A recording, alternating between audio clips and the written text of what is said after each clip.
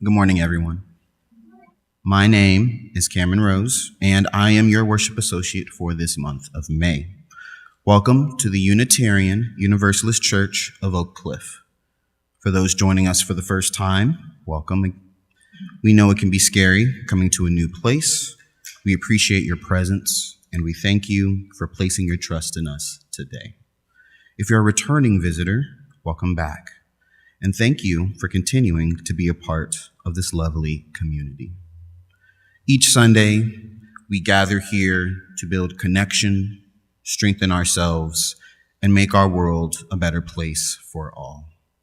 As Unitarian Universalists, we serve and welcome everyone. It does not matter your background, orientation, identity, income, affiliation, or belief. What does matter is that here you belong. Today, we gather to remember those who have lost their lives while in service to the armed forces. Many of us automatically jump to thoughts of those lost to wars or military conflict. After all, Memorial Day was founded in the wake of the Civil War. But it is important to remember that not all wars are fought between nations or even in the physical realm. The battles for justice, equity, and dignity continue to rage on in some form or fashion since even before the founding of this country. The people we have lost in their wake are just as consequential as the soldiers whose remains are still scattered on the fields across America. The individuals discussed today are part of the reason this very congregation exists in its current form, free of arbitrary divisions and full of life each week, where each of us present today are able to live lives that are richer than our ancestors could have ever dreamed. And yet, with all that we have to revel in, wars continue to be fought.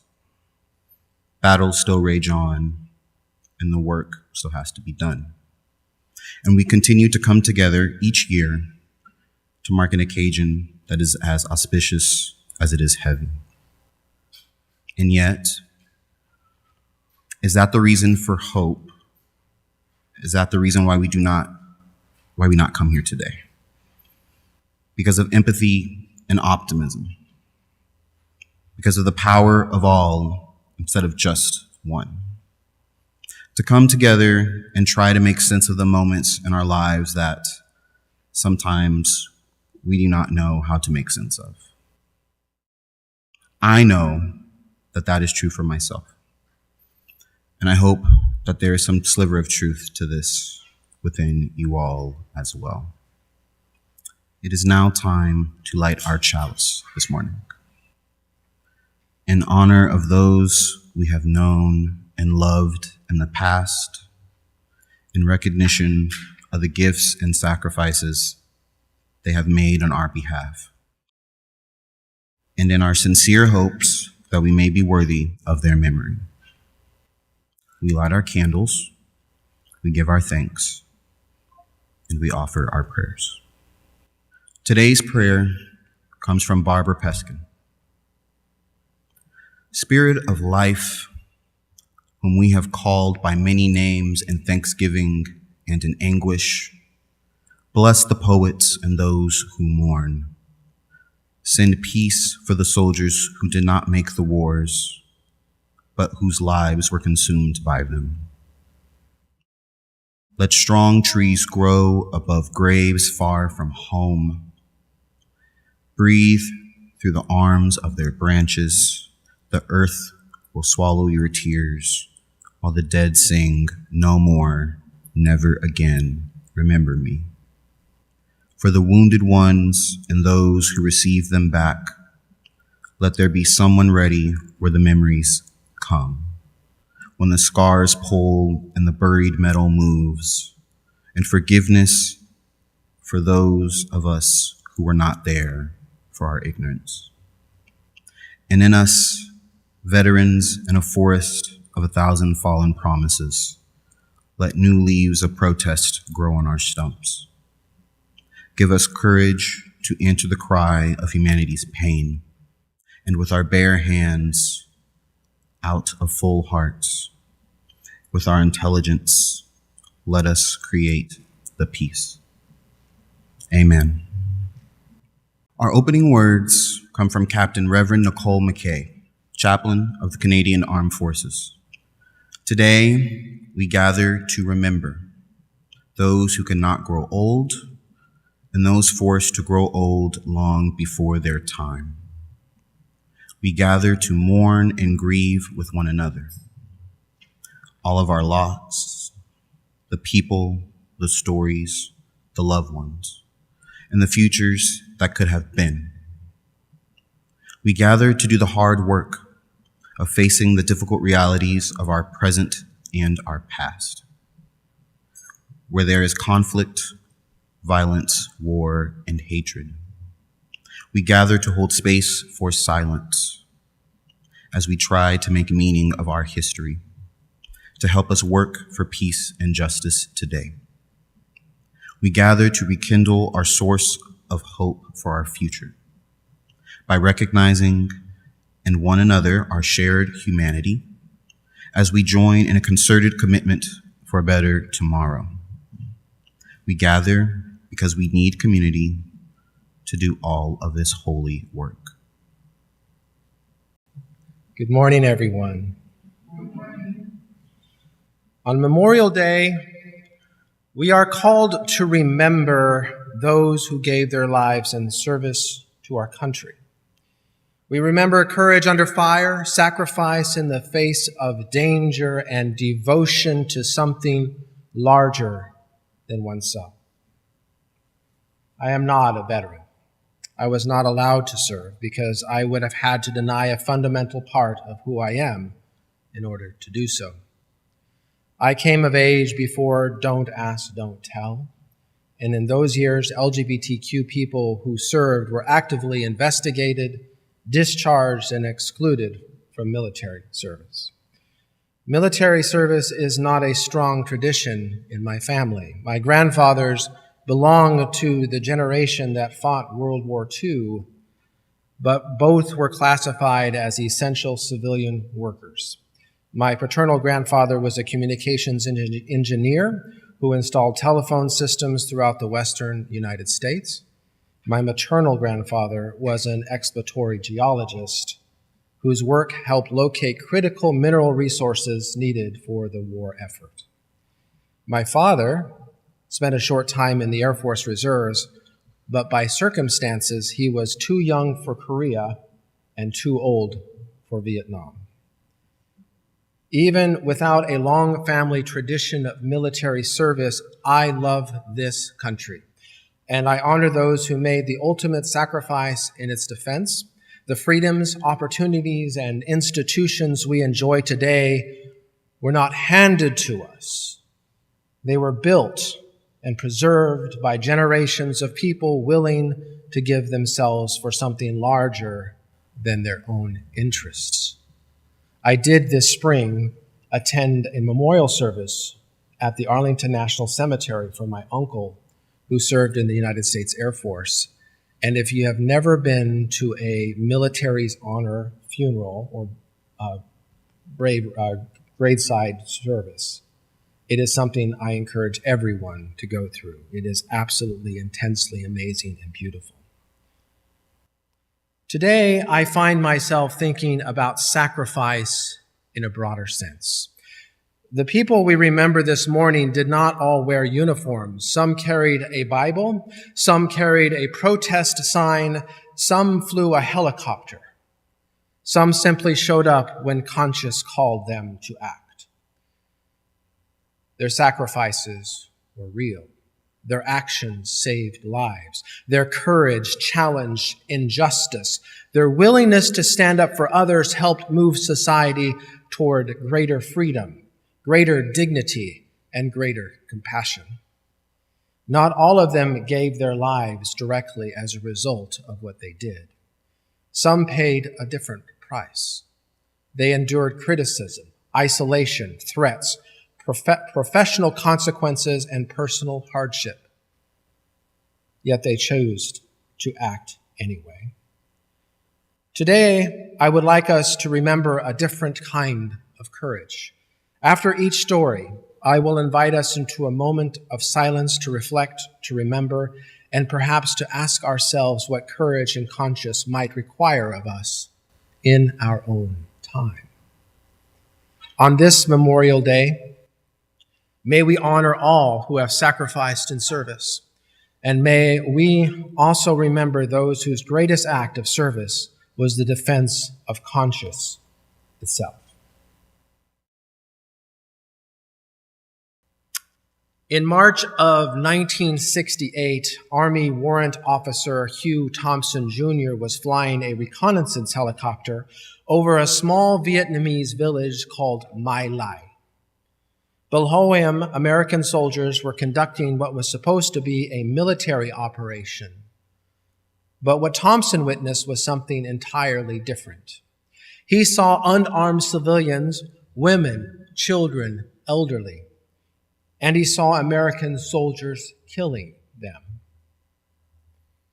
At first, Thompson assumed there must be some explanation. Surely he was misunderstanding what he was seeing.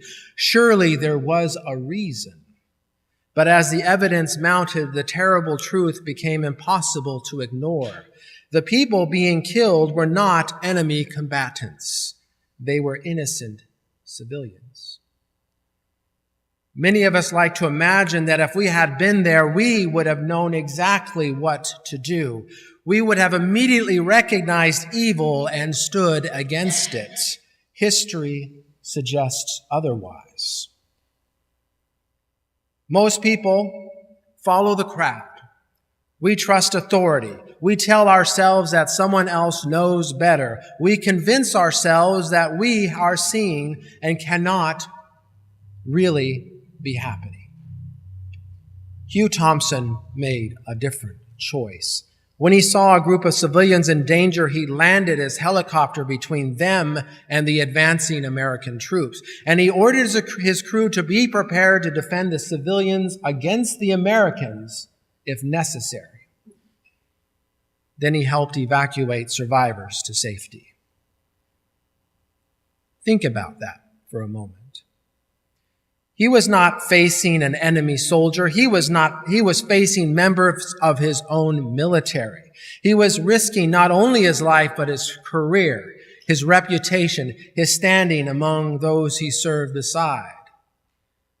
The easy choice would have been to look away. The safe choice would have been to remain silent. Instead, he chose conscience. For years afterwards, Thompson was criticized and condemned by some who believed loyalty required silence.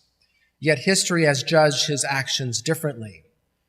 30 years after his act of bravery, he was finally honored, not because he obeyed orders, but because he remembered something more important than orders. He remembered our common humanity. As Unitarian Universalists, we often speak of the inherent worth and dignity of every person. Those words sound beautiful when spoken in a sanctuary. They are much harder to live with when fear, anger, nationalism, or obedience demand otherwise. The true test of our values come when honoring human dignity costs us something. When telling the truth may cost us friendships, when defending the vulnerable may cost us popularity, and when standing for justice may place us at odds with those around us. Hugh Thompson reminds us that courage is not simply running towards danger. Sometimes courage is standing between danger and those who cannot protect themselves.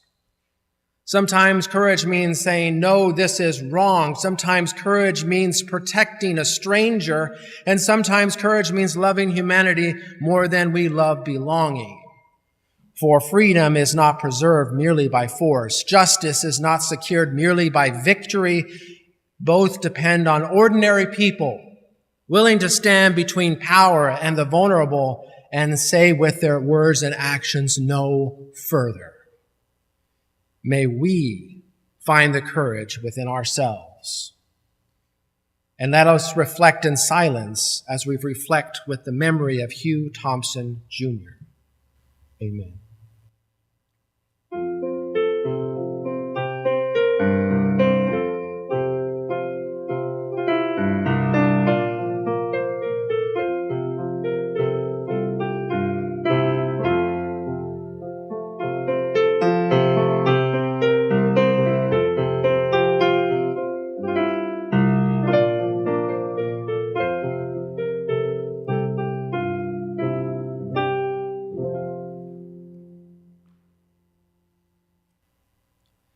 On March 24th, 1980, Archbishop Oscar Romero stood at the altar to celebrate Mass in a small hospital chapel in San Salvador, El Salvador. He had spent years speaking on behalf of the poor, the oppressed, and the victims of violence that plagued El Salvador. He knew he was being threatened. He knew his life was in danger. And the day before his death, he delivered a sermon directed at soldiers carrying out a repression and violence. And he appealed not to politics, but to conscience. No soldier is obligated to obey an order contrary to the law of God. Sound familiar? The next day, a gunman assassinated him while he celebrated communion. What made Oscar Romero dangerous was not power. He commanded no army. He held no political office. He possessed no wealth capable of threatening those who ruled. What he had was a voice, and he chose to use it. For much of his life, Romero was considered cautious and conventional. He was not a revolutionary. He did not begin as a public critic of the government, yet as violence escalated and ordinary people disappeared, were tortured or killed, he found himself confronted with a question that echoes throughout history. What does conscience require when injustice becomes impossible to ignore? Again and again, Romero chose to stand with those who had the least power. He listened to grieving mothers, spoke for laborers, farmers, and families caught between violence and fear. Through weekly sermons broadcast across El Salvador, he became a voice for people whose suffering was otherwise unheard. His story reminds us that courage is often not a single dramatic act, but more often a series of choices. The choice to tell the truth when a lie would be safer. The choice to speak when silence would be easier. The choice to remain faithful to one's values when the consequences are uncertain. As Unitarian Universalists, we affirm the right of conscience. Oscar Romero lived that principle. He believed that every human life mattered, rich, poor, powerful, or powerless. He believed that faith demanded solidarity with those who suffered. One does not have to share Romero's theology to be moved by his example. His life asks a question that belongs to all of us. Who speaks for the vulnerable? Who tells the truth when it becomes dangerous? Who refuses to look away? History is often shaped not only by those who hold power, but by those who refuse to surrender their conscience to power. Romero understood that. Moral authority comes not from titles or positions, but from a willingness to stand with others in their suffering. His assassins succeeded in ending his life, but they failed to silence his voice. As we reflect on Romero's life, perhaps the question before us is not whether we should have shown such courage in his circumstances. Perhaps the question is simpler. Where in our own lives are we being called to speak? Where are we being called to listen? Where are we being called to stand beside those whose voices are ignored? And what might become possible if we answered that call? May we find the courage to speak truth with compassion, to act with integrity and honor the dignity that binds us all together. And now let us reflect in silence as we remember Oscar Romero. Amen.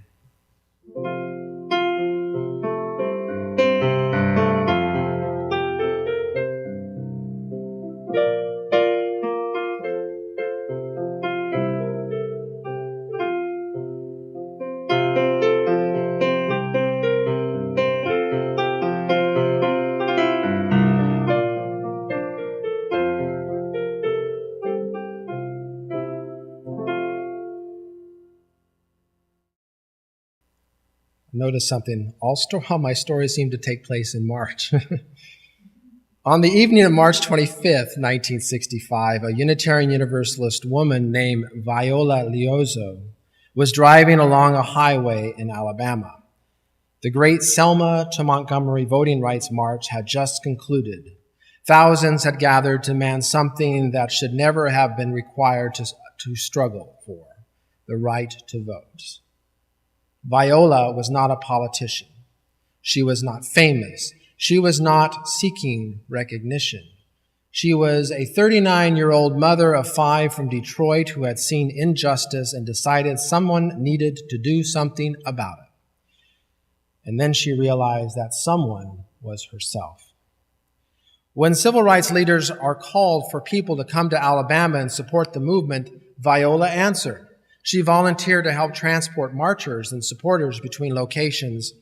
It was ordinary work, driving people where they needed to go, making sure others could participate in the movement. The kind of task that rarely appears in history books. Yet history is often built on such acts. Movements do not succeed because of a handful of famous leaders. They succeed because thousands of ordinary people choose to do ordinary things in extraordinary times. That evening, while driving with a young black volunteer, Viola was pursued by members of the Ku Klux Klan. They pulled alongside her car and fired into it, and she was killed instantly. Her death shocked the nation. President Johnson publicly condemned the attack. The FBI investigated. The nation mourned. But perhaps the most important question is not how Viola died. It is why she was there in the first place. She could have stayed home. Many people did. She could have watched the events unfold on television and wished the marchers well. Prayers and thoughts. Many people did. She could have concluded that the struggle for voting rights was important, but not her responsibility. Many people did.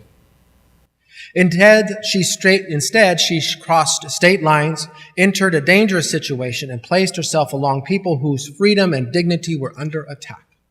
She understood something profound. Injustice anywhere diminishes all. As Unitarian Universalists, we often speak of the interconnected web of existence. Viola lived as though that web was real. She understood that the denial of voting rights to a black citizen in Alabama was not merely an Alabama's problem. It is America's problem. She understood that suffering of a stranger is not entirely separate from our own lives. She understood that solidarity is not a feeling, it is an action. What makes her story so powerful is that she was not a superhero. She was not fearless.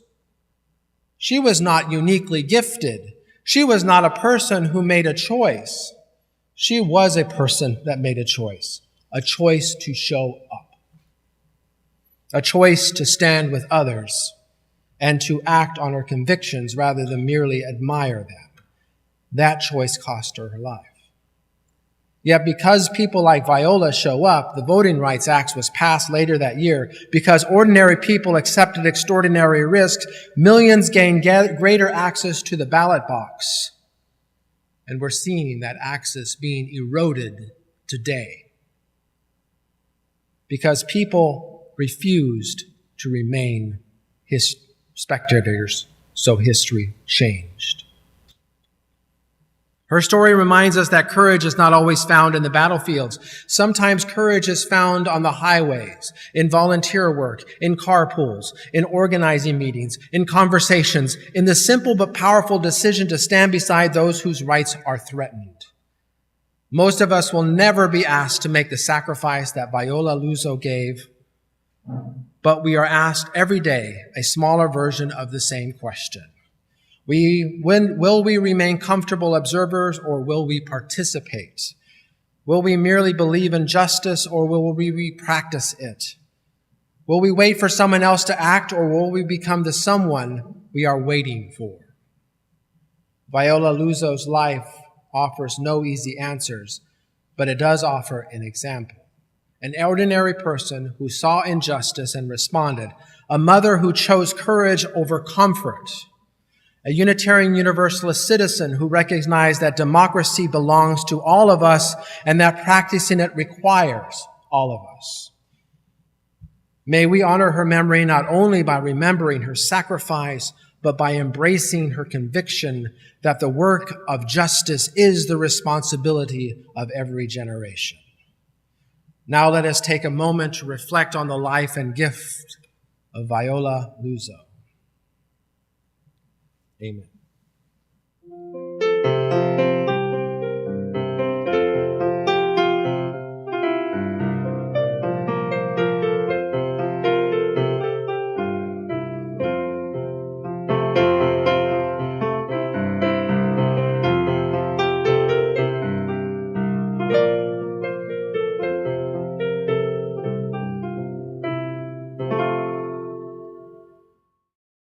Thank you for reflecting with me today.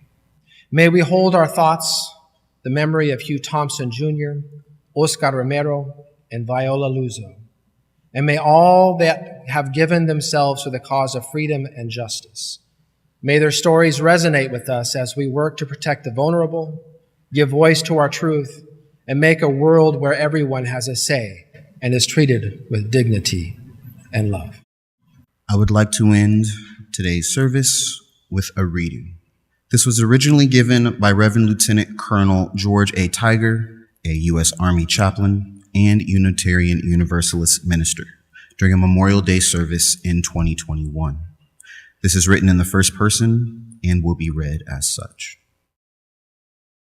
The young dead soldiers do not speak. They have a silence that speaks for them at night and when the clock counts. They say, "We were young. We have died. Remember us." Archibald MacLeish, 1940. I met Scott's father a year after he was killed. It was a pilgrimage for me. I drove 1,000 miles every moment wondering if he'd see me as a symbol of a system that had taken his son. When he and his wife met me in their front yard, Mike and I hugged tightly for too short an eternity. As an Army chaplain and therapist, I understand the spiritual, psychological, and physiological foundations of trauma. I can talk for hours about how the body keeps the score, about vagus nerve response, about the flight, fight, or freeze mechanism. I can reflect with you about the spiritual meaning of loss, grief, and suffering, how they fit in your life, and how they can burden the soul if held too tightly. A U.S. Army honor guard and dress uniform lower a coffin into the ground. I understand all this, yet not a day goes by when something doesn't bring to mind a young life now gone. Ghosts of what might have been are my everyday companions. I will not let them go, for I fear if I do that I will forget. I'm greeted when least expected with waves of unbidden grief, a tightness in the throat, vision blurred a bit, welling tears, a little tremor in my hand. All things that remind me that I will not forget. How many children lost? How many parents grieve? These memories, these ghosts, are necessary reminders of the futility of war and the desperate need for peace in our world. The memories which come upon me, not as thoughts, but as bodily sensations, have deepened my compassion and steeled commitment to bringing peace to this suffering world. I serve in the U.S. Army. I support the readiness of those who have and will fight and win the wars our civilian leaders call us to fight. I love the people I am called to serve, knowing full well the dreadful reality we will one day face again. How then can I speak of peace? This is the difficulty of a holiday like Memorial Day. Memorial Day is not to be celebrated. It is to be observed, scrutinized, and witnessed on behalf of the true witnesses of our human failure to love our neighbor as ourselves. They are ghosts now, haunting lives with the gift of remembrance, so that we will not forget their living, but even more, that the grief of remembering will create in us a yearning for peace that will stir us to action. It is now time to extinguish our chalice.